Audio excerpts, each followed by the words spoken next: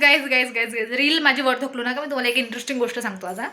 तर गाईज माझ्या साईडला ना, ह्या साईडला ना कर्नाटकाचे तैर येतात. तर तेले ना म्हणजे त्या ना त्याच्या पोराला प्रत्येक वेळेस म्हणत राहते. ते पोरगं त्याचं चिडचिड करते. त्या प्रत्येक वेळेस त्याच्या पोराला म्हणते काय हेणगा लागले ग म्हणते, हा पोराला काय तळीला आणलंय ग, माझा जीव सारा पुरे करून टाकलाय म्हणते. तर मी आहे विदर्भातली, मला काही समजत नव्हतं पहिले. मी म्हटलं काय असते गीता ते, हे काय असते म्हटलं असं.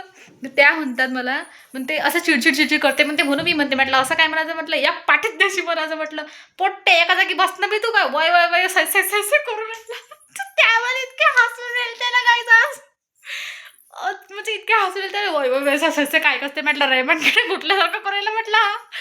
तर गाईज हप्पा तुम्हाला जर असे म्हणजे विदर्भातल्या भाषेचे पुण्यातल्या भाषेत जर कॉम्बो जर पाहत असेल ना गाईज, तुम्ही मला फॉलो करा गाईज.